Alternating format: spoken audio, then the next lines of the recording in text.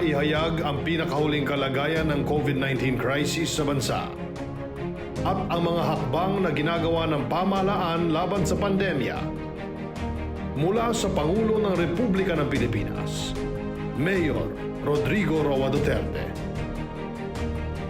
Ito ang Talk to the People on COVID-19.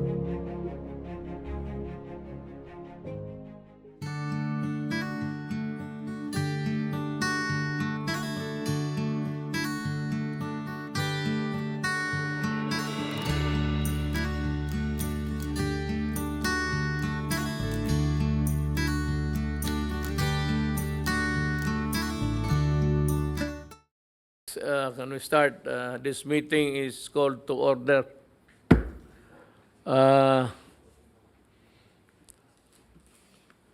Ina-announce ko sa ating mga kababayan na there is a spike still. We have cases coming up every day. It's important to impress upon everybody na itong control ng pandemic is left better to the medical guys. And I understand that there is a continuing rise of COVID cases and maraming patay. And if you read the CNN, you'd know that that's really a thing to worry. And I think it's because,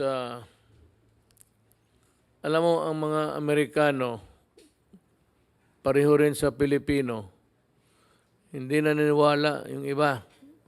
At ang iba naman, they don't really follow the distance, social distance, the congregation of people, especially those who are night goers. And alam mo, pagka sa mga ganon, madali talaga ang transmission, shouting and singing there with all the saliva flowing around. Alam mo, sa totoo lang, I would be the last person to deprive you of your freedom to move around. But it is important that you should understand that what we are trying to protect, who are the people that we are trying to shield, it is the contamination from you. Sa iyo nung nanggagaling kung nahawa ka, na ipasa mo sa iba. Never mind about yung iyo kung gusto mo. But the problem is, kagaya ng asymptomatic, meron ka, nandyan yung nag-hibernate yung microbe, and yet you do not feel anything because you are asymptomatic. And hindi mo alam, you pass it around because you don't feel anything. You go around giving it to other people. Alam mo, ang importante pala, sa totoo lang, and I realize now, it's the testing. Yung swabbing, pati yung test.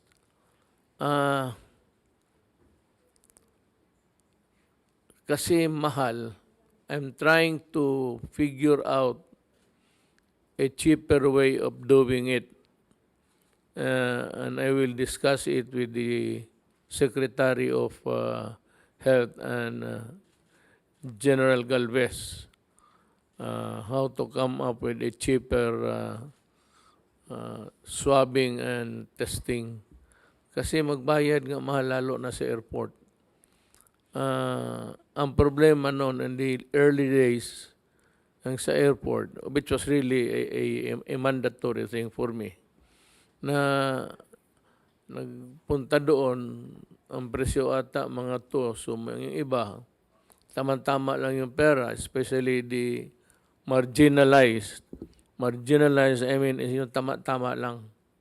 Mga estudyante. So, pamasahe pa uwi, airport, they never really uh, content with the extra expenses. So, yun ang problema. Dapat, if we are to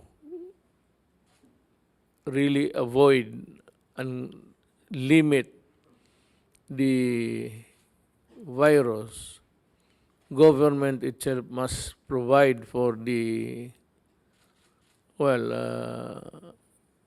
curative and palliative or whatever, preventive.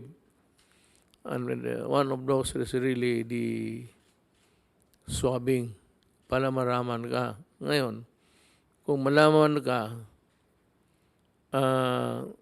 marami mang hotel ngayon, there's a dirt, dirt is kulang. There's a dirt of space for people who are suspected of having the virus. Ang problema nito is ganito. Ikaw naman, kung dalhin ka doon sa ospital, it's kind of a morbid thing really for anybody. It could be traumatic for a guy na pag-swab, dalhin ka doon sa, you are whisked to the hospital and you stay there. To some people, staying in the hospital is really a horror thing because yung iba hindi nga na hospital ni minsan sa buhay nila. So, I leave it to the city government and we will talk about it later. Itong mga hotel na bakante, total pagkatapos yan, you can always decontaminate the rooms. We will do it for you. Arrange with the hotels na pwede mo munang gamitin lalo na sa panahon na ito. And to the owners of hotels, inns, motel maybe kung wala ng iba, nagulang, to accommodate the Filipinos who are in need of help. I will assume the full responsibility of paying you pagdating ng panahon. I will see to it that I will ask Congress.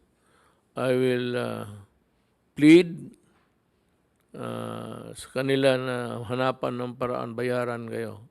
And I will personally see to it that you are paid on time.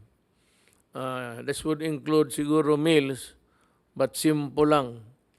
Kagaya dito, I recommend the menu dito sa Malacañang. Dito magkain ka, isang sabaw, isang ulam, pati kanin. Hanggang dyan lang ang makuha mo dito na pagkain. I do not seldom, if at all, na we serve my steak. We do not, I have prohibited the use of alcohol dito, liquor, pati simple lang. Ganun rin sa sa mga hotel.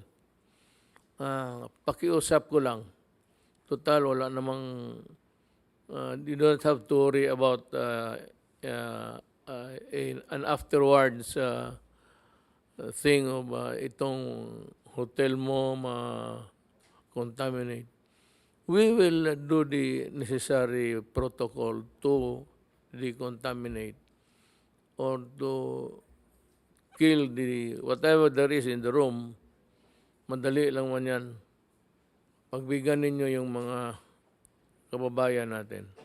So yung mga local governments are put on notice that I have directed you to make necessary arrangements with vacant motels, hotels, na patirahin mo muna ninyo yung mga COVID patients. Now, if a hotel is chosen or selected, then it behooves upon the medical guys to let it be that way, meaning na huwag na ninyo papasukan ng ibang healthy persons.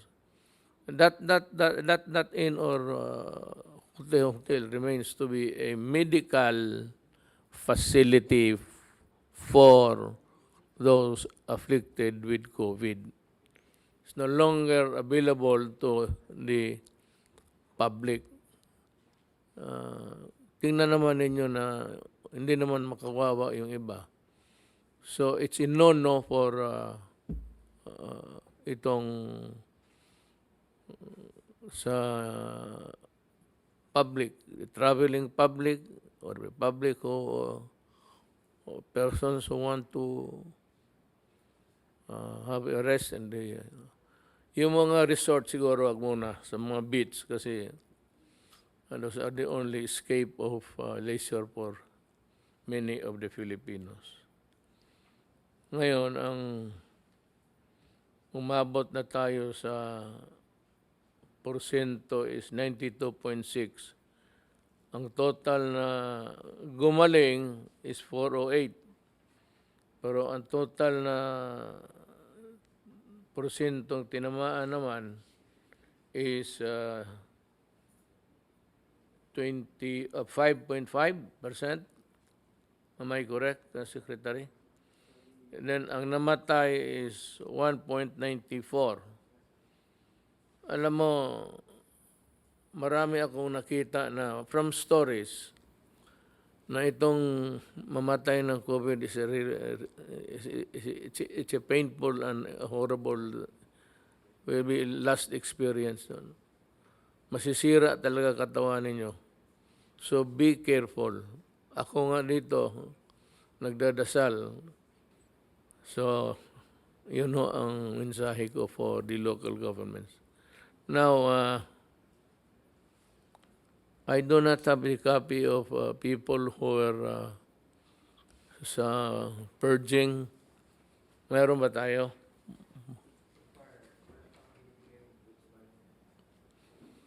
Well, we are still awaiting. But there's, I informed na mayroong bagong batch ito, but they ask na wala muna ngayon. So, baka they are collating everything. And there's no mentioning of names because there is none. There is no list. And itong cleansing sa gobyerno, magpatuloy ito. Now, maraming haka-haka dyan. Na kami mga cabinet members, ako, tumatanggap ng pera. And look, I give you this guarantee. Magdala ka lang ng tao at sabihin mo nagbigay siya ng piso sa amin, mag-resign ako bukas. Just one person, one affidavit. Walang imbento. Yung totoo na sinabi na may tinanggap kami ng pera, you just bring him to him or bring him before the public an announcement, and if true, I will tender my resignation as President of this Republic. That is my guarantee to you. Basta totoo. Do not lie. Huwag kang mag-concock story. Masama yan. Kung ganon, ikaw ang patayin ko. You do destroy the name of persons or a cabinet member, kung mayroon kayo na transaction, let me know. As far as I'm concerned, they are all honest. At kung mayroon ka, sabihin mo in public and I will ask that cabinet member to resign immediately. Yan yung gano'n. Hindi maganda yung, yung haka-haka because it will destroy. Sino pang maniwala sa amin kung you keep on parlaying this mga ganitong istorya? Ako, baski, hindi lang sa public. In government, if there is anybody who can prove that I received money from the office of the president, from the government, 1 peso more than my salary, re-resign rin ako. Yan ang ignorante ko sa inyo. Kung sumobra, I think may after tax, 200 ang sweldo ko, after tax, mga 193 na doon. Pag sumobra yan, pag kumuha ako, ni piso, sumobra ako, ganon rin, I will resign. There's no use of governing a country when people no longer believe in you. Kasi kung hindi na maniwala ang tao, wala na. You're better off just enjoying your retirement. Kasi naman, presidente ka, mag-cabinet member ka, matanda ka na. It's a lifetime journey of hardship and everything, both for the military and the mga civilian dito. Secretary Doki has served two administrations. 4. Kita mo. Has served government faithfully for 4 administrations. You just do not, sabihin mo na wala man akong nakita na nagtanggap ng pera. Tinanong ko sino, sabihin ko sa inyo. Sabihin ninyo sa akin. Wala talaga. Either sa intelligence, sa military, sa police, o sa civilian. I have not heard Secretary Doki receiving money. Yung vaccine na yan, it's worth billions. They say that we would need about 73 billion to vaccinize the population. Yan, teritoryo yan ni General Galvez. I have full faith and confidence that walang kickback yan, wala lahat. It will be a clean straight deal. Whatever be the vaccine. Walang makikialam. Siya lang, kasi sinabi ko, siya lang ang kakana niyang itong vaccine para sa ating mga kababayan. Now,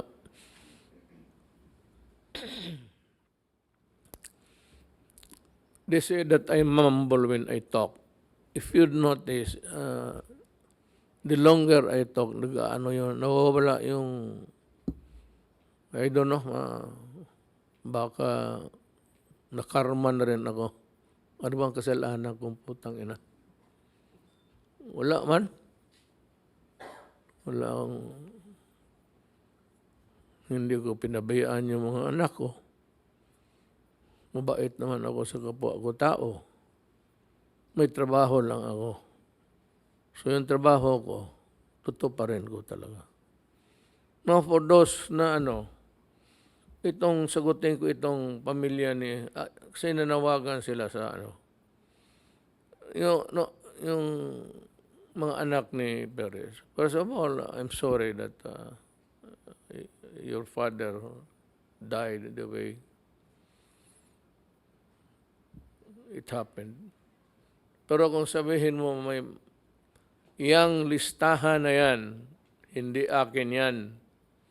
It's a collation, lahat-lahat na yan sa intelligence report, sa mga drug enforcement at sa intelligence ng military police. It's a combination. Now that list of mine which I read, because really everybody almost in the provinces, Marawi at that time was churning its full blast machines to produce shabu. Kaya nagrampant na masyado ang shabu, mura na masyado, patayan ng mga tao dyan sa magnaglakad kasi kinukuha yung pera, mga estudyante.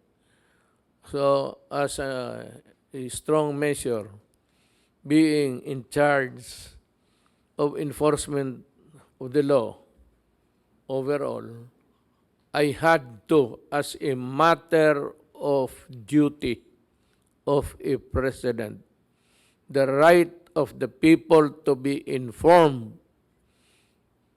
of the situation so that they can prevent, obstruct, or just simply shy away from people who are known. Hindi ko kilala yung tatay ninyo, hindi ko nga nabasa. I don't remember, well, yung cursory reading lang, pero wala akong minimorize na mga tao doon sa listahan. I'm sorry if your father was there. But really, most of those nasa droga talaga. Your father might be an exception. And you believe firmly that he was not guilty or liable of anything. Well, it's good. But the problem, his name, umabot doon sa listahan. At mind you, yung lahat na namatay, natirik, well, you'll just have to look for the killers. Hindi dito sa opisina ko yan.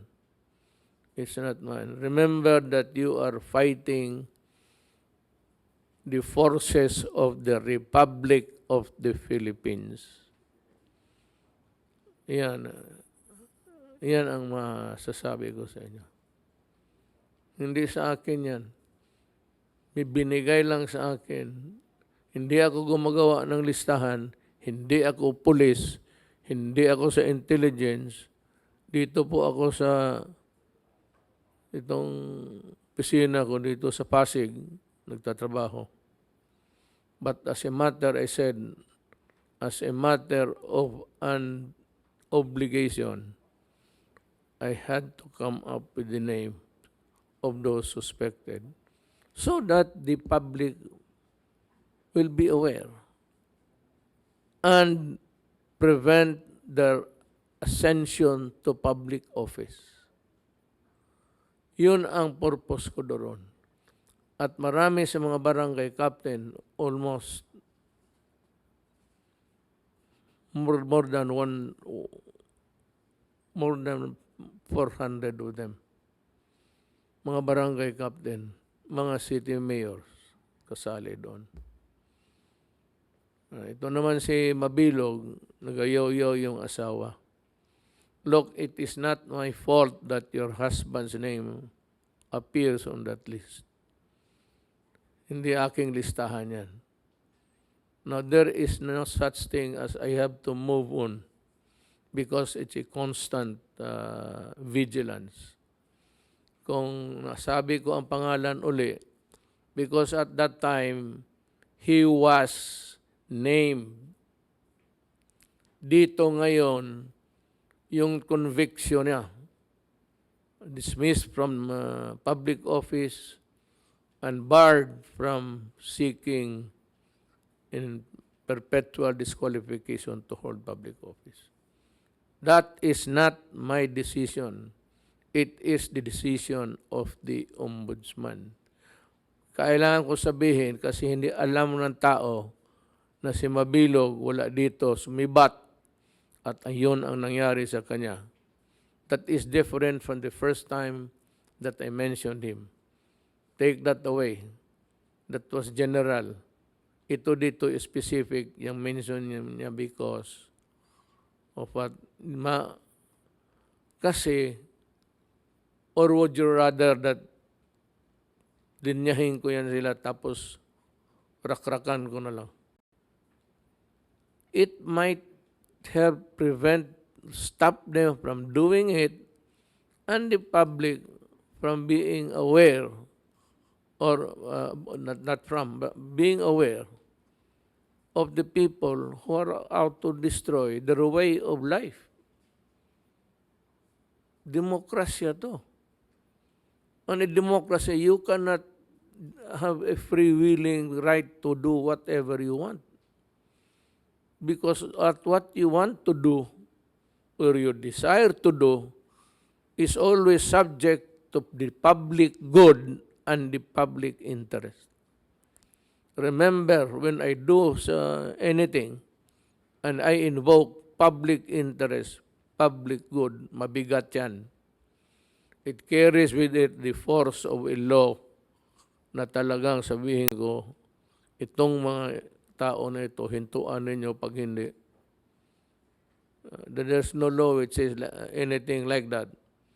But galing sa bunganga ko as president, I'm giving you the warning, yung naiwan, kayong mga naiwan na mga drug lords dyan, well, alam naman ninyo, you take the risk, you earn so much money, comfortable life, okay lang yan. But at the end of the day, you know what the stakes are. Now, we ask the different representative of the task force to give the report. I'd like to ask Secretary Duque to give us the first report. Magandang gabi po, Mr. President and Senator Bongo and my fellow cabinet members. Bago ko po umpisahan yung ulat po patungkol sa COVID situation sa Pilipinas, ibig ko lang pong ipaalam po sa inyo, Mr. President, na yung pong presyo ng testing natin ay napababa na po natin alinsunod po sa inyong executive order na nilagdaan about last month, about November 12 or 13. At kanya nagkapag tatagpo tayo ng price range for RT-PCR testing sa private laboratories po. Ang singilan is anywhere from 4,500 pesos na lang po to 5,000. At sa government laboratory naman po, national and local government laboratories as 3,800 pesos na lang po. At ang PhilHealth naman ay patuloy na nagbabayad. Ang pinakamataas pong bayad ng PhilHealth is 3,409 pesos. So maliit na lang po yung idadagdag yung out of pocket, parang 400 pesos na lang po. Excuse me, sir, sorry to interrupt you. Yes, sir. These are privately owned. Privately owned po yung 4,500 to 5,000, sir. Can we not undertake the testing by government? Kailangan po talaga yung private laboratory, Mr. President, kasi limited po ang capacity ng atin government laboratories, although we have been expanding our capacity, Mr. President. Well, COVID would be around. You're targeting 60 million Filipinos to be vaccinated. Okay. That's no easy job. That is not a walk in the park.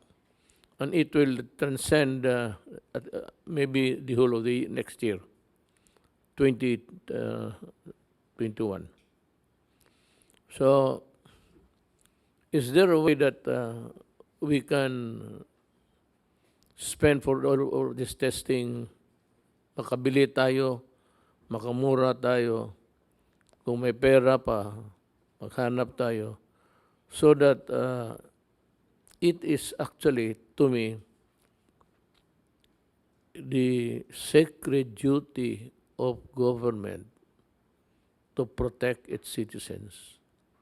Now, in cases of pandemic, which is beyond control by anybody, that is why it is spreading in the whole world. It's not an epidemic, it's pandemic. So we can expect more.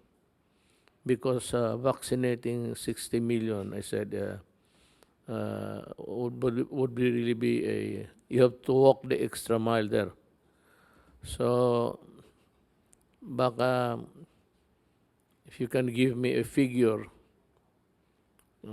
Akin, pera na lang, wag na lang yung the quality, what they make. I'm not concerned with that. Tingnan ko kung may pera, magbili na lang tayo in all government hospitals or in health centers. Mabigay natin libre, free of charge. Target the first or second quarter if you can have a program where I can review and look for the money. Will do, sir. Gagawin ko po kagad. Thank Pag-aralan you. po. We go now to Secretary Anyo for his report. Maraming salamat po, Mr. President. Tama po yon. Doon po sa PDITR, prevention po ang pinaka-unang hakbang. 80% of the effort po kung magawa ang prevention, hindi na po aabot sa ospital, hindi na po aabot sa malalalang kaso. At ito po ang trabaho ng LGUs at ang responsibilidad din po ng bawat isa. Ngayon po ay naghahanda na ang ating mga LGUs, particularly po ang NCR LGUs, sa nalalapit na Christmas season o pagdiriwang ng Kapaskuhan. We are now in full preparations at nakapokus po ang mga LGUs sa strict implementation ng mga minimum health standard at quarantine protocols. At sila po ay inaasistihan ng ating Philippine National Police Joint Task Force COVID Shield under Lieutenant General Cesar Binag. Kanina nga po ay nagkaroon ng pagpupulong ang DOH, DILG at NCR mayors para sa mga paghahanda na to, sapagkat nag-i-expect po tayo na baka magkaroon ng surge pagkatapos po ng holidays. Dahil ang tendency ng mga tao ay magsaya, lumabas, magmalling, kaya kailangan po ay nakahanda kaming lahat. Dito po sa National Capital Region, pinagtibay na ng ating mga mayors na ang pinapayagan ng lumabas ay 18 to 65 years old. Although po sa buong bansa ay pwede naman yung under MGCQ ang 15 to 65. Bawal pa rin po at mahigpit na i-implement na bawal ang mga mass gatherings katulad po ng Christmas party, ang pagkakaroling ng personal at ang mga reunions ay hindi papayagan. Sa mga pagdiriwang ng Noche Buena, dapat po ay immediate family lang or household members. At magkaroon na lang sila ng BTC sa mga extended families, by Zoom na lang. At ang ating paalala ay dapat ay sundin na huwag lalampas ng 10 kung sila ay magkakatipon-tipon. At ang pag-i-implement po ng mga guidelines na ito, pinapatupad ng ating LGUs, ng Philippine National Police, at kasama yung mga force multipliers, katulad ng mga tanods at mga security guards. Meron din po tayong mga Disciplina Brigade. Recently po, meron din tayong itinatag ng mga Yantok Patrollers. Ito po yung mga police na merong 1 meter rattan stick. Ito ay gagamitin para panukat sa physical distancing.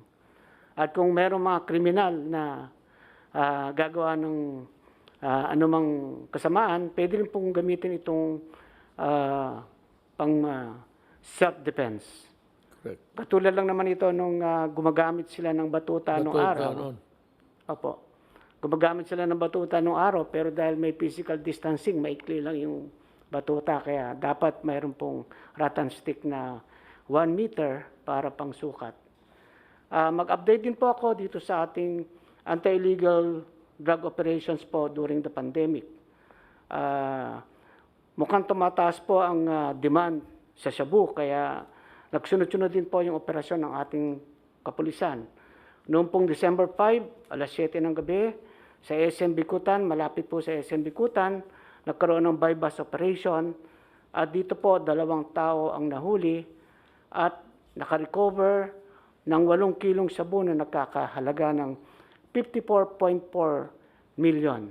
Ito po ang grupo na nagdadala ng shabu mula sa Mindanao papunta dito sa Metro Manila.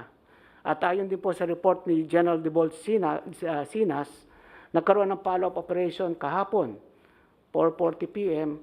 at nakapag-aresto sa isang bypass operation ng 2 tao at 3 kilong shabu ang na-recover natin.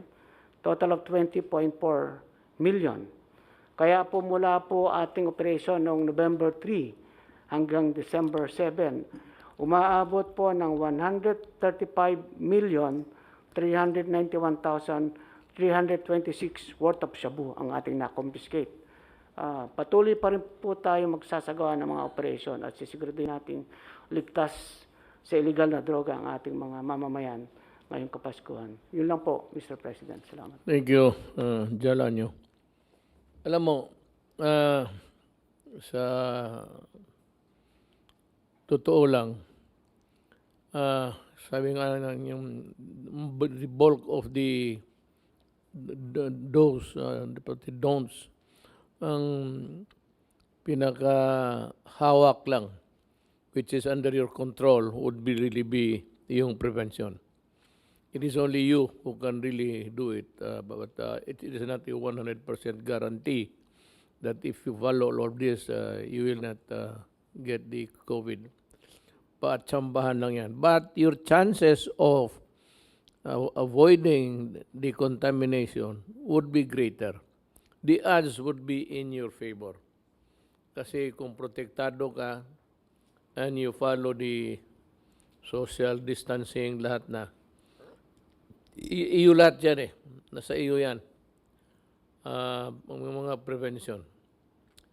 Nobody can do it for you. You and you alone will be responsible for your safety and health. Alam ko po, ngayon pa lang, we are saying sorry that there will be a curtailment of so many things that you have been used to during Christmas time. Look at it this way. All of the Christmas of your lifetime, ngayon lang naman ito isang beses hinihingi ng gobyerno para sa iyo. Ang ano dito is para sa iyo, hindi para sa gobyerno. Gobyerno is an abstract thing. It does not breathe. It has no lungs. It does not get sick. But government is a agency through which the will of the people is expressed. That is a definition of what government is. So, yung kami dito, sinusunod lang namin yung ano yung kagustuhan ng tao. Everybody wants to be healthy. No doubt about it. So there's no question that government can take a cue every day from people of all walks of life, giving suggestion and doing something for the country. For those who are really the workers, lalo na yung mga frontliners, the doctors, and the nurses who have to face the sick people, we salute you many times, and please continue to do so, and may God bless you. Now, itong sa Kapaskuhan, mahigpit ito ng konti. I said, you had it so many Christmases in your life. Those born during this time, beginning in the 40s or 30s, wala na yan sila ngayon masyado. Kami na ang sunod niyan eh, mga 40s. Wala na. Pero you have had so many Christmas blowouts and parties. Itong kaisa-isa lang. This is one Christmas, the only Christmas maybe that government will interfere in your private affairs. You might think that this is too much, government does not control us. Of course, we cannot control you individually if what you do is what you want.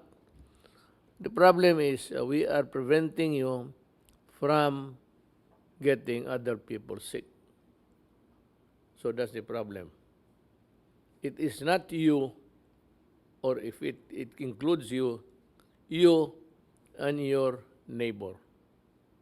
Yan ho ang laro ng buhay dito. So many parties. Almost in your adult and younger years, you had parties every Christmas. Would you be kind enough just to skip the not really frivolous, but the festivities? Iwasan na muna ninyo. You avoid it because it is for your own good and for the good of the community and eventually for the good of the country. Yan ho ang maidagdag ko dyan sa statement ni General Anyo, which was really encompassing. Actually, si General Anyo has the supervision sa pinaka sa tao. Little dito sa mga direkta eh. Pero itong dito, General Anyo has to deal with the idiosyncrasies, the mores, the culture of people with different tribes in the Philippines. So, sana maintindihan ninyo kami. Now, let's go to Secretary Tugadi. He has... Maraming salamat po, Mayor President, sa pagkakataon na binibigay ninyo upang ihayag ko in general terms kung ano nangyayari sa kagawaran ng transportasyon. Isa-isahin po natin dito ho sa release ng tren na kung saan nung nagumpisa ho tayo ang kapasidad ng ating mga release since resumption of operation in 16 of May 2020. Ito ho ay na-increase to 30% noong October 19, 2020. On details and in details, ang LRT1 ho, ang indicative average capacity per train set per line sa LRT1, 158 ho noon, ngayon ho, 370 passengers na. LRT2, 160 passengers, ngayon 486. Ang MRT3, 153 passengers, ngayon ho, more than double, 372. 166 passenger naman sa PNR na ngayon nagdoble sa 219.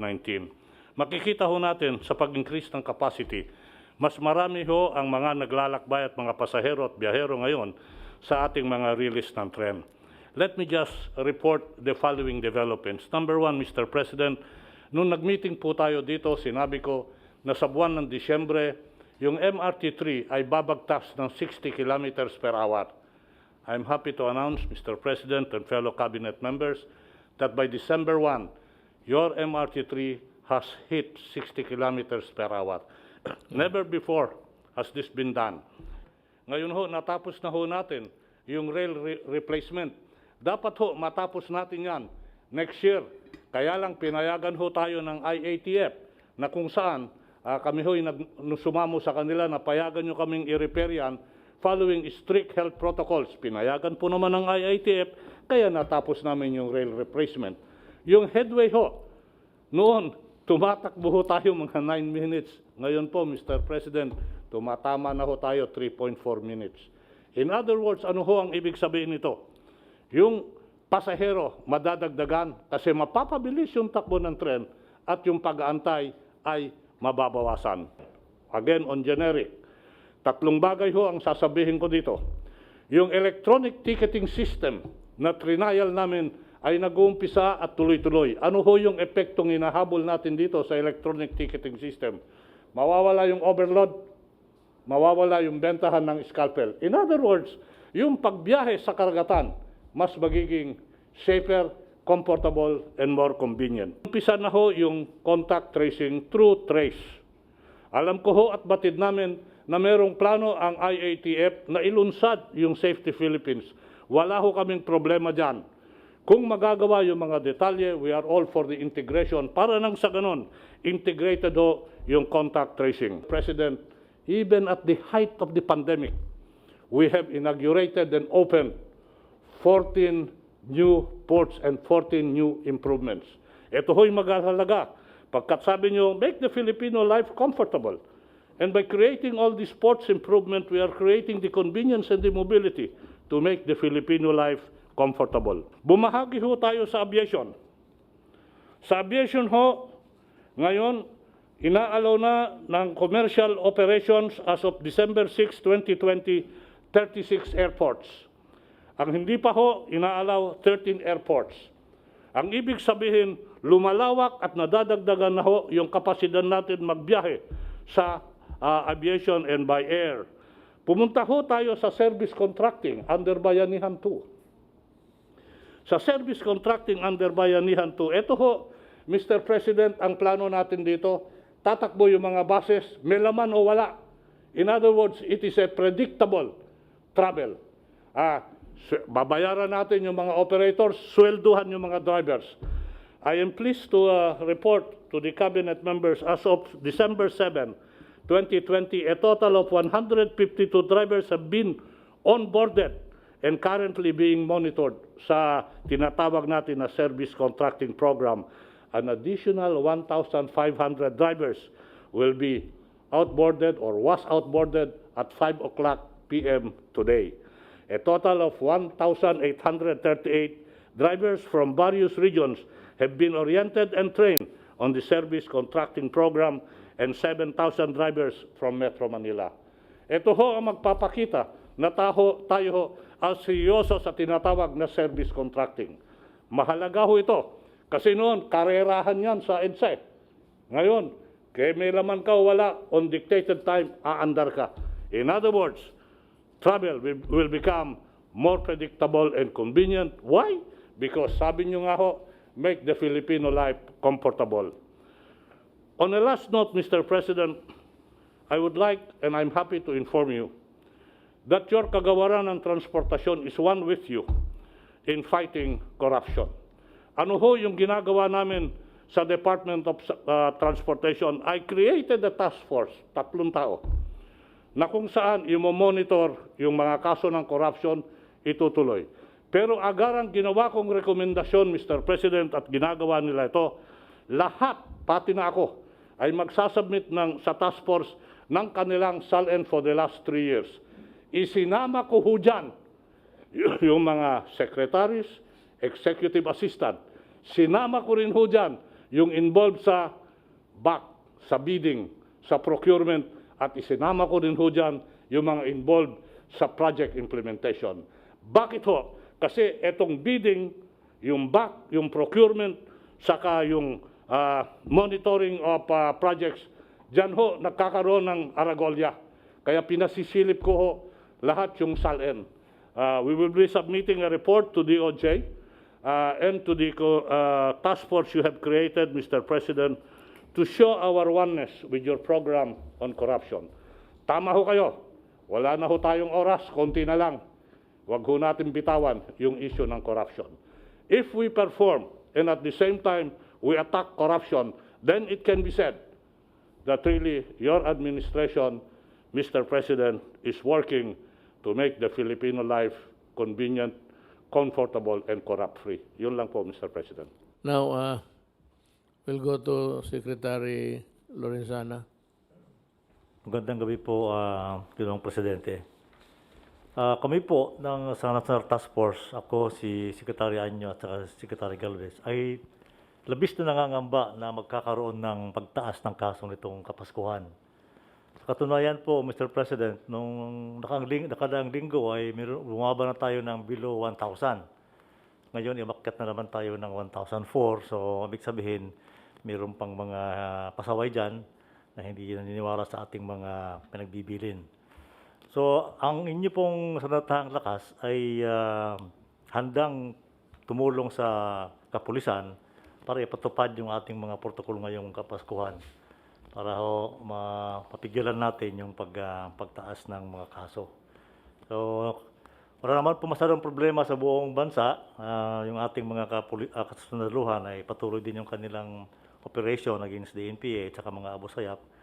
At saka sa katunayan nga, marami na tayong nakukuhang mga leaders ng mga NPA. Yun lang po dun sa AFP. Yung po sa ating minamanmanang mga OFW na umuwi ay nakatala na tayo ng 348,477 OFWs who came home from abroad, assisted by the IATF. Patuloy pa po ang pag-uwi nila at sa palagay ko hindi na tititigil to hanggang sa darating na taon. Yun lang po, Ginoong Presidente. Maraming salamat po. Thank you, Secretary Lorenzana. Mabalik lang ako. Let me revisit again yung previous talking points ni General Anyo. Itong Ratan, tama ka, sir. There used to be a baton carried by the policemen many years ago. Nakita ko yon. I was still young, but not so young. But old enough to observe the multi-purpose use of a baton. Alam mo, nagtaka talaga ako kung bakit ito tinanggal. You know, when a person resists arrest and he becomes violent, the first impulse of the police without a baton is to hold his gun. He might not draw it, but he holds his gun ready for action. Kung may baton ito, rubberize man yung baton noon, kung mahampas mo lang ang kamay, mahampas mo yung katawan, masakit yun. Maybe you can subdue the person resisting arrest or the criminal. At bakit nawala ito? Na dapat ito ang first line of defense ng police para hindi siya malapitan, agawin yung baril o makipagsuntukan sa kanya o makipag-struggle kasi ayaw ma-aresto. The police can use a not so lethal weapon. Yung baton, rubberize yun noon, matigas. Pero not enough to really break bones. And also, the practice of using it moderately, especially where to strike, what parts of the body of a human being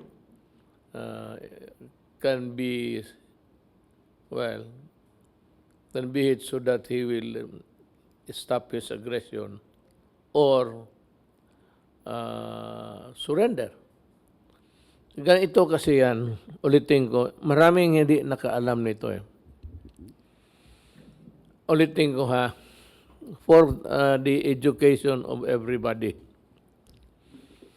When you are a criminal or when you are a person who has committed a wrong or a crime, and when the police arrives to the scene to find out what happened, and you are pointed to as the culprit, you are the robber, you are the thief, you are the kidnapper, whatnot, your first duty as a citizen is to surrender.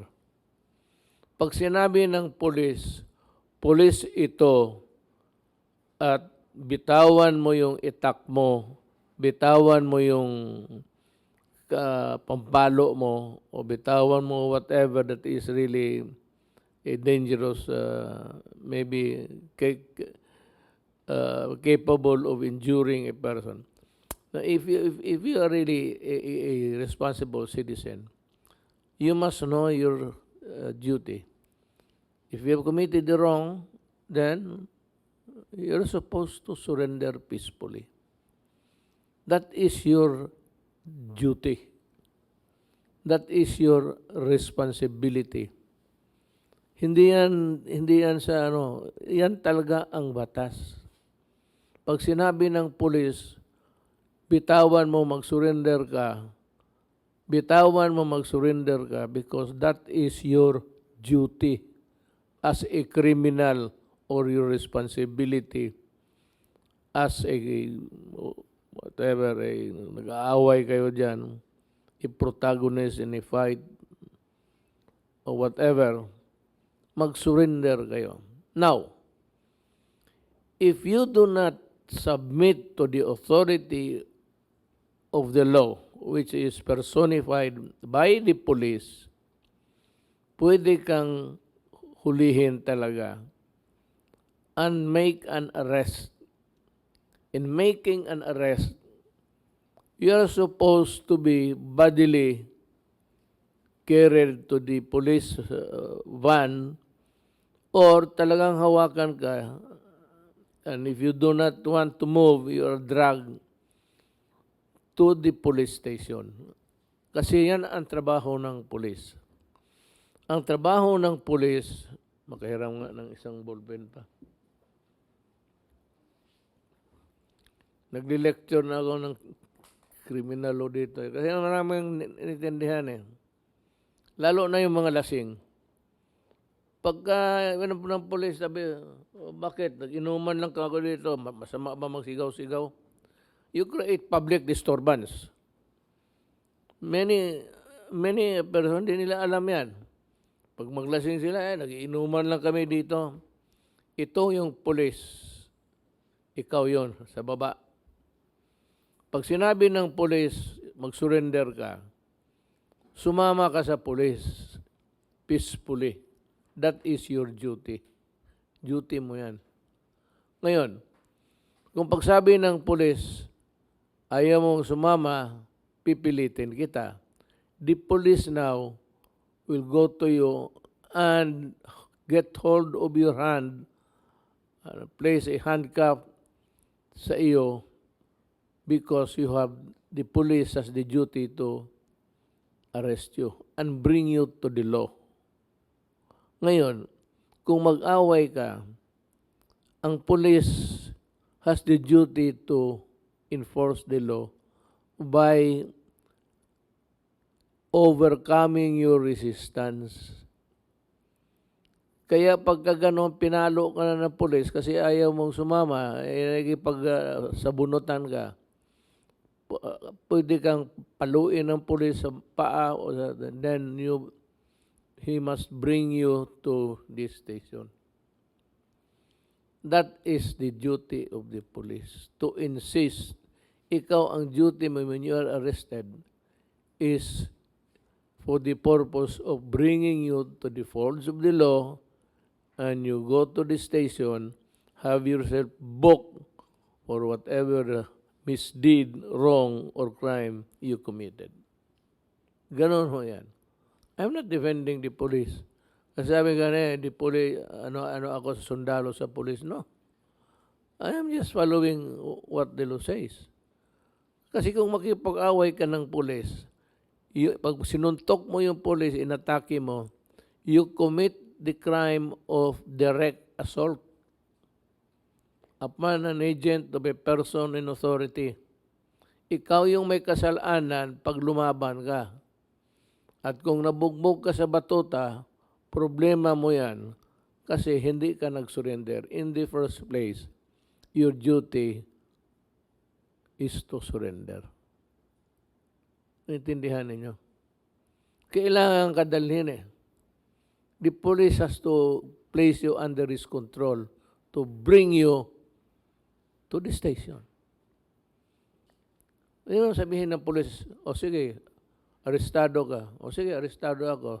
Tapos, anong sunod? Sabi, uwi na ako.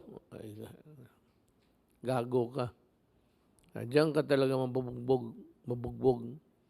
Sabi ka, so sir, sama ako. Usually, if you're under arrest, you are placed, when the handcuff is placed, both of them in your hands, and that is the symbol of being arrested. Sa Amerika, maniwala ka hindi, pedestrian lang. Pedestrian lane yung no crossing, mahuli ka doon. Patindigin ka ng police because he is manning the traffic. Putaragis, hulihin ka, nakapusas ka. Ganon ang style sa Amerika. Mabuti na nga yung atin sa sumama ka. Doon automatic. If you say, hey guy, you're arrested. violating the law, please turn your back. Your hands, place it there. Ayun. Tapos, hintayin ka dyan, patindigin ka hanggang magdaan yung van ng pulis para sakay ka, dalhin ka sa istasyon. I-book ka for jaywalking. Ganon sa Amerika. Kaya dito, hindi nyo naintindihan, pag inaresto kayo ng pulis, sabi ng pulis ito, ano ba to? Ito siya, o arestado ka. Sumama ka. Ayan, kamay mo. Nakapusas. Sumama ka. Huwag ka lumaban because your responsibility is mag-surrender peacefully. Ang pulis naman is to place you under the control. Kaya kung maglaban ka, mabubugbog ka talaga. Kasi sa ayaw mo sa hindi, dadalhin ka talaga doon sa istasyon. Yan ang karamihan. Dito itong mga Reds, yan sila. Hindi nakakaintindi. Walang basa, walang abogado dyan sa kanila na ginagamit yung utak. It's not, the word is not working. That's the law. That's criminal law. Ngayon, kung ipabalik ko yung baton, balik ko siguro, pero yung hard rubber, huwag yung kahoy kasi, Pero in the meantime, the rattan will do suffice. We'll look for the money next year. I'll buy you the baton, and the baton will be gamitin yung baton, wag yung baril. Kasi kung hindi mo bigyan ng baton, pag maglapit ang pulis, ang kamay sa baril na, kunting pagkamali, any overt act na parang magbunot ka lang pala ng wallet mo, para ka nagbunot ng baril, na mabaril ka, justified. Mistake of fact yan. If he believes in good faith that he's going to be.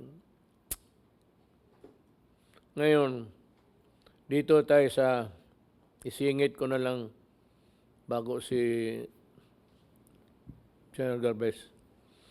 There will be no ceasefire ever again under my term ko pagka-presidente.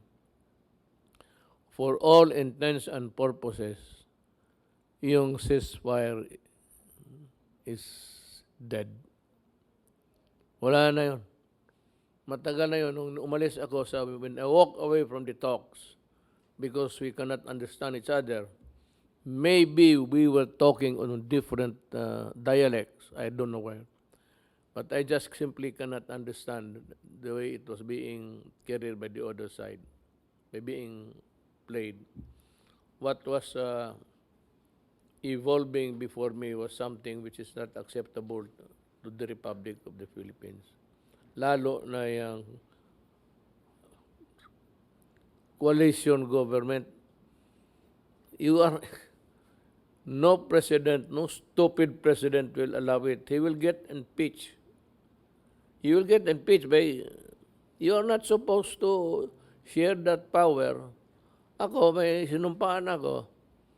And those powers given to me under the law are only to be exercised unless they are capable of being delegated. I cannot compromise anything in this government. It's either I will be impeached or the military and the police will shoot me. Mamili lang ako sa dalawa dyan. Ipapasubo mo ang Republic of the Philippines, papatayin ka talaga. Because you are a traitor of your country. And if I give you a power to share in a power sharing, that's a very, very serious thing. You can get assassinated for it. Hindi na maghintay because sinisira mo yung Republika ng Pilipinas. Simple as that. So for all intents and purposes, I would say the ceasefire is dead, and there is no the peace talks between the NDF, NPA, pati yung isahin na lang natin yung legal front nila, NPA, NDF, pati kayong lahat. I am identifying you because I have seen the records. You are really communists. Taken all its narratives, whatever, the just say, you're out to share power. So I have to destroy you. Na kayong lahat dyan, you're a communist. Nasa kami sa inyo, you cannot be accused now of being just a mere communist member because the anti-subversion law has been abrogated. Well, you got it all wrong because the Communist Party is still fighting against the government. Hindi nga wala ng subversion law, but you are committing murder, arson, lahat na, and rape. These are serious offenses under the revised penal code. At itong inyong organization, simply communist, all of you, the act of one is the act of all. Anong ginawa ng mga sundalo ninyo pagpatay ng barangay captain? The act of the soldier in PA is the act of Sarate, congressman. So, what do we do? Well, I'm trying to sort out what we will do to you. Because you are now criminals. And I said, I have pointed out, we are not only tagging you, that's a light, we are identifying you. And we will identify you anytime you want.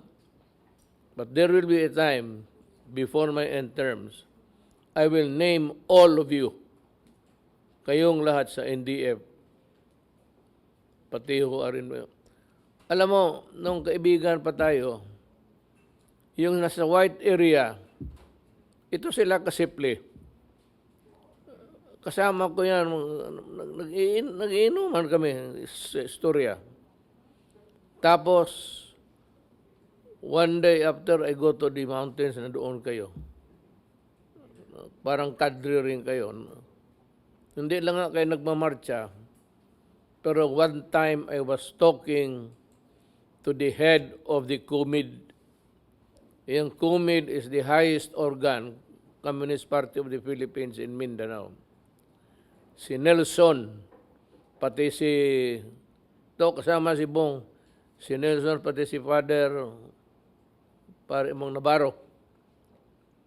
At that time, nakita ko pa yung sa paa niya, may tube plastic doon sa baba. And I said to the military when I went down, si Father Navarro is sick. And si Nelson is payat yan. Hindi mo talaga big time na komunista. He's a very gentle guy. He talks mahusay na But you're being nice or being an amiable person does not make you a good communist. All communists are bad because all of you are conspiring to overthrow the government of the Republic of the Philippines. And nobody would allow you. Not the military, not the police, and not the majority of all Filipinos. Ilan lang kayo. Kayo sa Davao, nakapasok ang mga left sa City Council. Kailan kayo nanalo? Noong kinuha ko kayo sa ticket ko. Huwag na tayo magbulahan. Kaya kayo, sabi ko, prangkahan kayo, magsama tayo o doon kayo sa komunista. I'll drop you like a hot potato.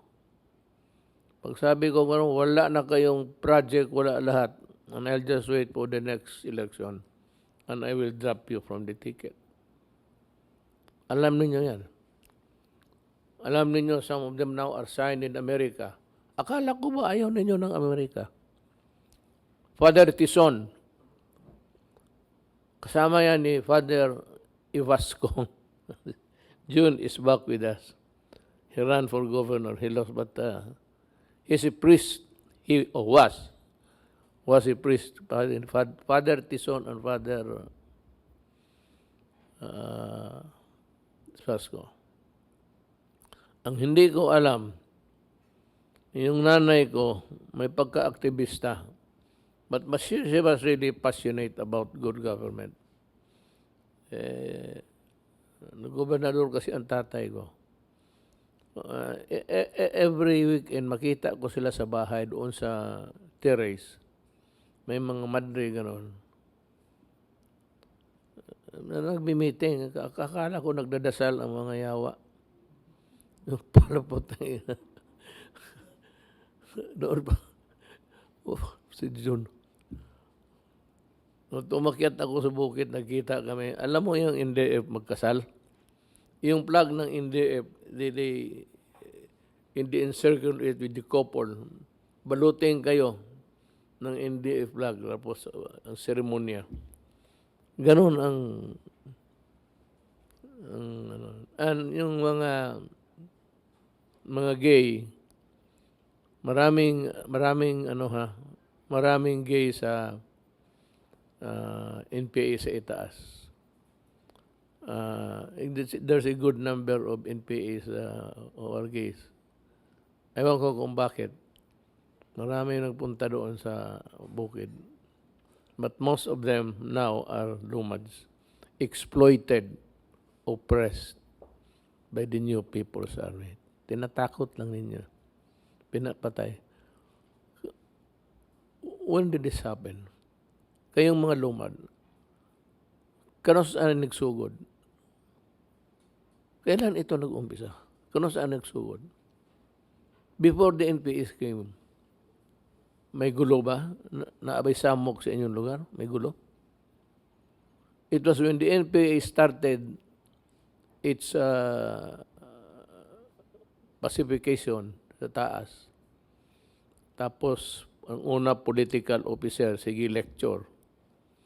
Yan. Pagpasok ng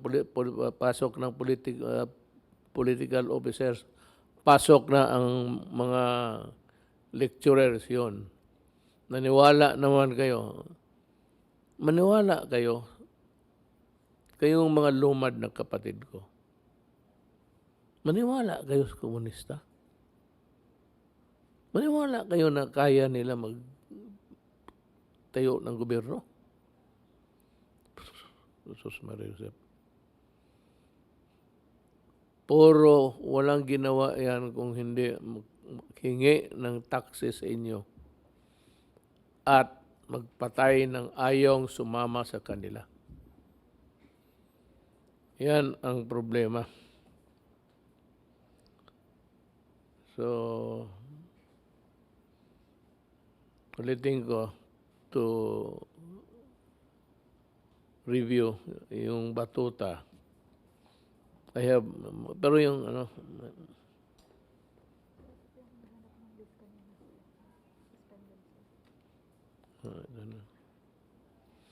yung batuta ibalik ko siguro, but I do not want yung kahoy.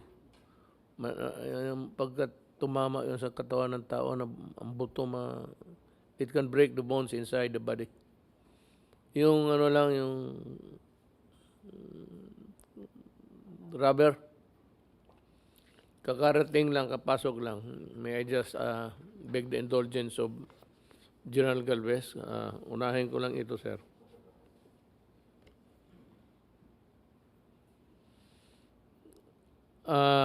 Ito ang DNR kay ano ito, kay Secretary Simato, General Simato. Ang departamento niya, dismissed Engineer Ronnie F. Pumpirada, neglect of duty, misconduct, gross neglect. Virgilio Abragan, grave misconduct. Wilfredo Factoranan, gross neglect of duty.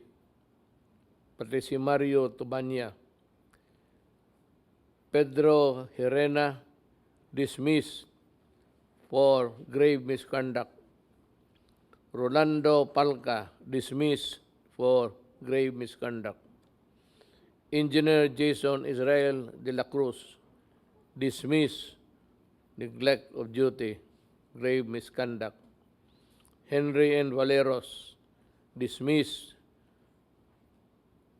irregular issuance of permit for Nara Lumber. Ito kahoy. Itong ang mga lumber na the remaining ano natin, kahoy na magaganda, wala na. Maswerte ka kung may makita kang Nara. I hope the next generation would maiwanan sila ng ano, para makakita sila kung ano ang Nara tree.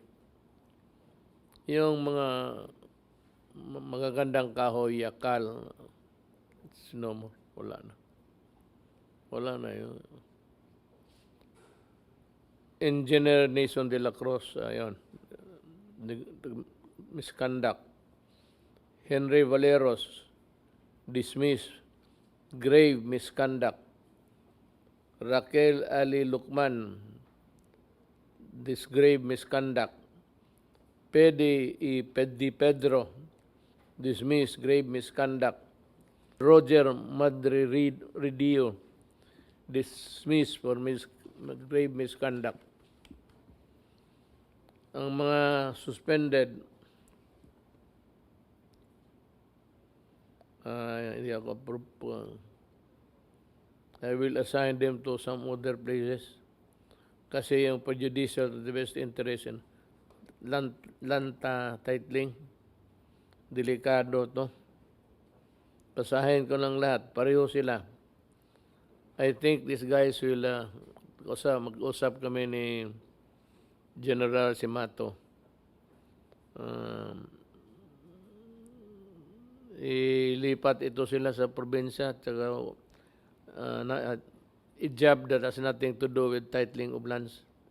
Shirley Camagon, Nolindo Dutdut, Marlene Minor, Ruby Dilia Preciosa, Tumamo, Olivia Abitong, Joel Eden, Rowena Pulido, Engineer Nila Castañares, Charlotte Cabiao, Engineer Cristina Makia, Aurora Talua, Merlin Aburca, Emmanuel Tigpos, Mamerto Caballero, Atia Acevedo, Remios Soma Kulob.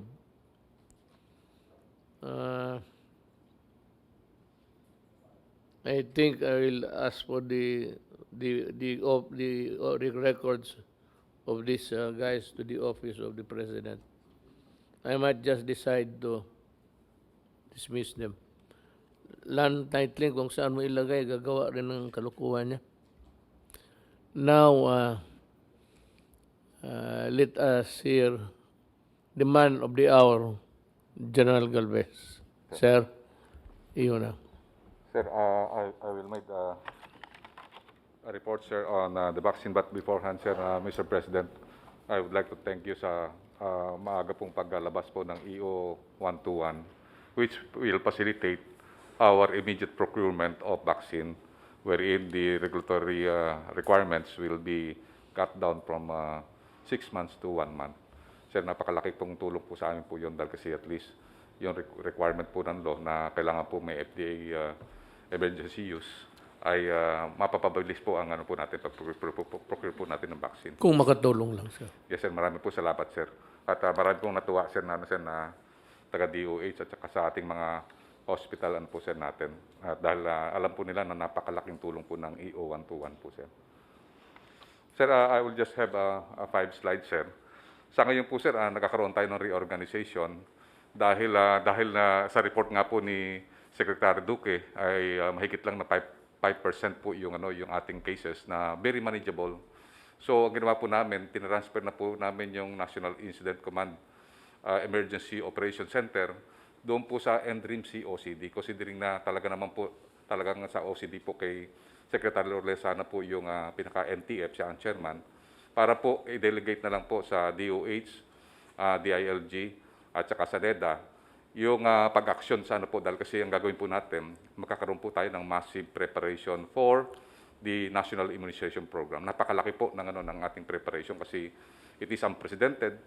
At saka ang po natin, target po natin ay makapag-round po tayo ng tatawag na immunization ng more or less 70 to 80 million. Kasi ang inyo pong order po sa amin ay magkaroon po ng nationwide immunization ang lahat po ng mga Pilipino, lalo na po paunahin po natin ang mga mahirap at saka yung tinatawag natin healthcare workers at saka mga frontliners natin, mga sundalo at mga pulis. One question. There are about 100 million Filipinos plus. Yes, sir. You have pegged the initial mass vaccination at 60 million? Sir, kasi po ang po natin, sa po kasi natin, ang problema sir natin, sir, yung supply and demand. Okay. Dahil po, yung 80% na po ng mga vaccine na gagawin ay nakuha na po ng mga mayayamang country. Mayaman. Kaya nga po, napakaganda po ng mga speeches niyo po sa ating UN na dapat katulad po natin ay mabigyan po tayo ng accessible sa equitable access to sa vaccine po, sir. Kaya maganda po yung panawagan na yun at maganda po na yung mga ibang bansa na nakabili ng more than their population, they are more than willing to share it with us. Particularly po ang Australia po, sir, at saka yung ibang bansa.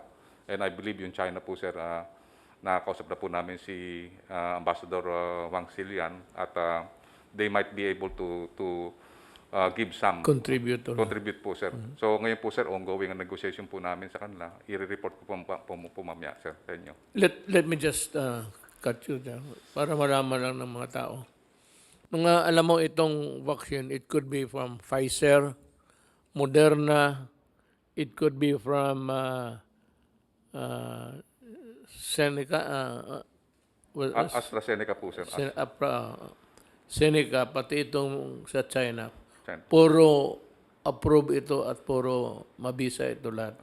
I mean to say that they are not the cure, but they can be the prevention and eventually make the nation healthy again.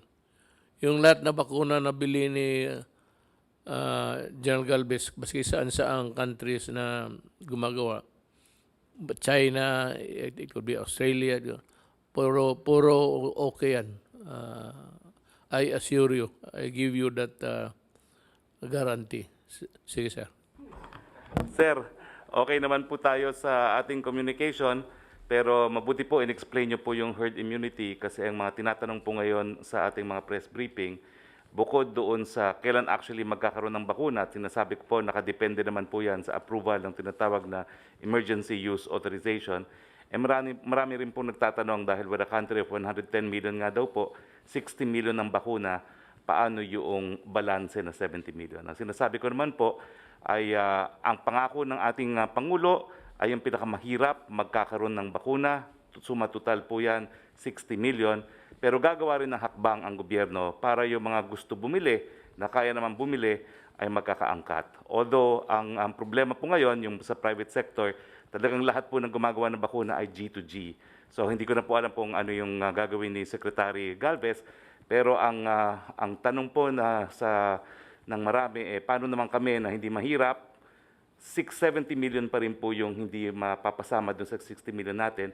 Ang assurance ko lang, gagawa ng hakbang para makaangkat din at since hindi naman gagamit ng pondo ng gobyerno, mas madali nga po yun, no? Dahil sila ay makakabili. Yun lang po, Mr. President. Oh, ganun. If I may add, hindi sabihin na kinakalimutan natin yung may pera. You are still a Filipino and it's the people's money, your money, everybody's money. Ang akin lang is, as I have said earlier, na itong mauna sundin yung patulong pangkabuhayan sa listahan ng DSWD. Meron doon yung pinakamahirap, medyo hindi mahirap, at saka yung medyo hirap-hirap lang. Ang mauna talaga dito, may order is yung mga mahirap. Yung walang-wala talaga. Kasi yun ang unang, pag tinamaan, walang medisina, wala lahat. And most of them, sad to say, mga babayan natin na walang pera, mahirap, they kind of being intimidated going to the hospital, lalo na malaking hospital. Kaya sa kanila, kinakalimutan niya lang yung tiisin na lang nila, paswerte kung mabuhay o hindi. So these are the people na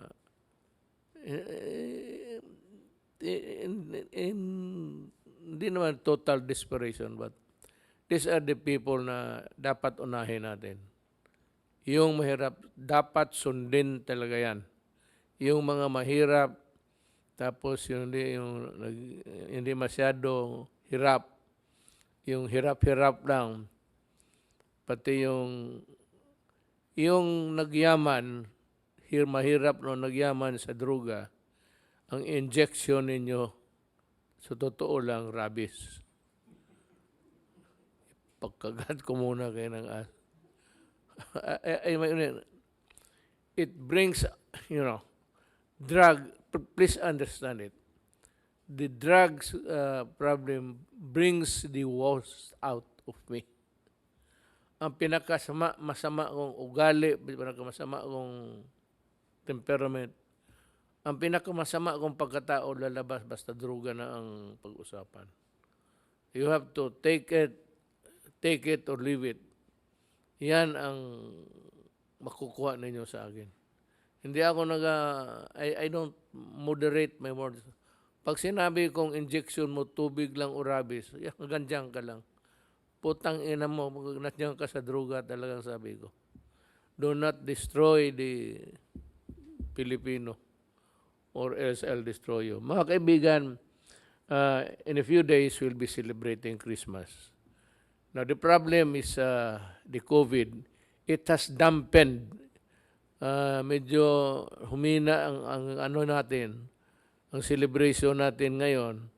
Tataka kayo na maraming hindi dito, hindi doon, puro hindi na lang. It's because we are fighting a deadly microbe, and it's COVID. And it can kill you pag tinamaan ka. Pasking ako, pag tinamaan ako, pwede ako madisgrasya. Kaya naman, nililimit ko yung exposure, pero at times, talagang mapipilitan akong lumabas if there is a serious problem outside.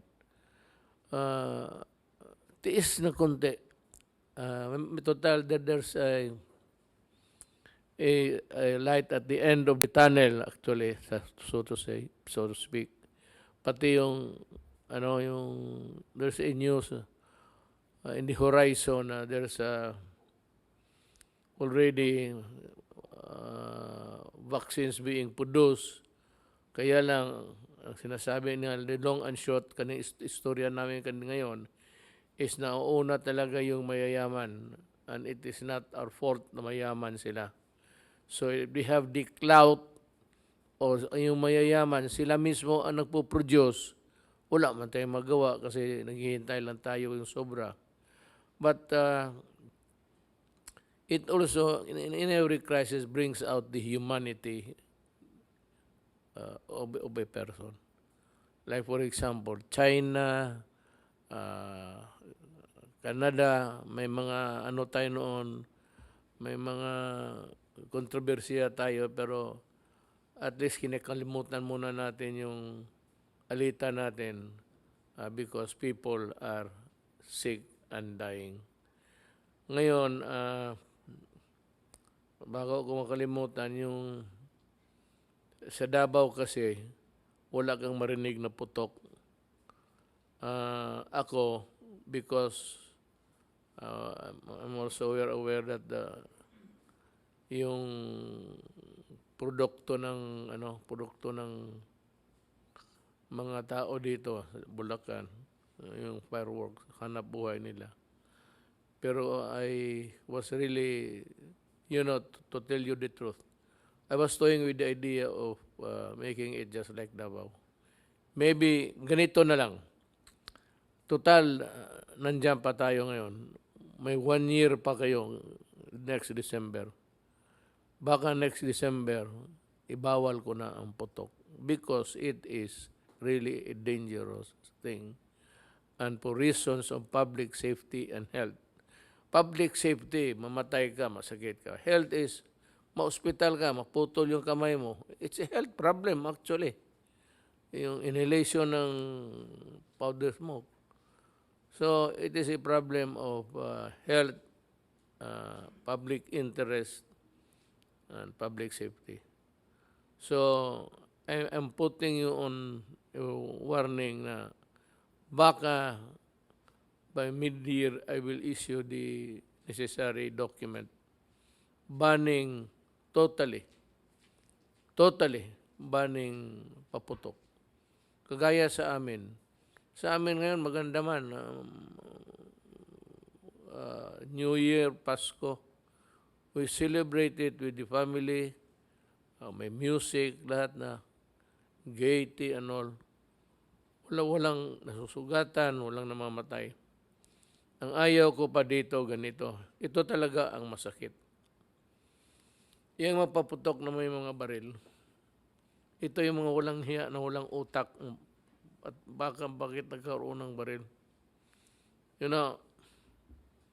If you can point out, maybe I will give you the wherewithal later on.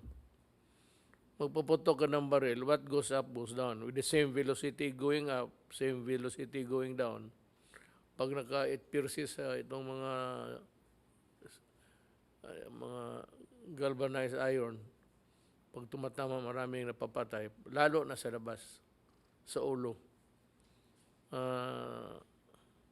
Itong mga tao na ito, may special and dedication ako, hintayin lang ninyo. Basta sunod, may nagpaputok ka ng baril.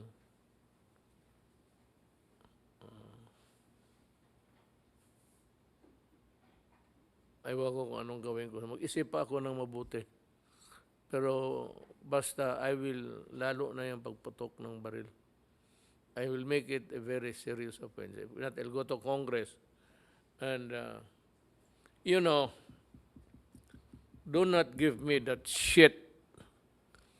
Yung sabihin mo, hindi ko sadya pataas man. If you know that if it hits a head of a person, it will kill him, you are guilty of homicide. Or maybe murder. Walang kalaban-laban yung tao, mahulog lang na. Hindi mo masabi, disgrasya. It is not accident, anak ng putang ina ka. Kasi balay, pagputok, sabi ko, velocity going up, pati velocity going down, going down, same velocity. Pag tumama yan in the past, mga bata. Ito kung wala kayong utak, I'm reminding, policemen, military men, and civilians, licensed or not holding firearms, do not, kasi pag nahuli ka, pag nahuli ka, dito sa pagpaputok mo, wala pang, pero papahirapan kita. Kung sa New Year ka magpapuptok, I will detain you until, kasi the following day, ano man, sarado, walang opisina. So, papahirapan kita. Sabihin ko sa mga pulis, huwag ninyong linisin yung mga kubita ninyo sa priso. Hayaan ninyong, huwag ninyong linisin sa Pasko pati New Year kasi diyan ko ipasok yung mga putang inang yan. That's an order. Do not clean. That is reserved for idiots who have no sense of fairness and ewan ko. So mga kasama, mga kaibigan, kunting tiis na lang. Kunting tiis na lang. Magdasal kayo na si General Galvez hindi matamaan ng COVID. Kaya puta lahat ng program na sinasabi niya, madiskaril yan. Oh. Malitsi na naman tayo. Maghanap tayo ng another hero from Marawi. So, idasal ninyo si General Galvez. Maraming salamat po.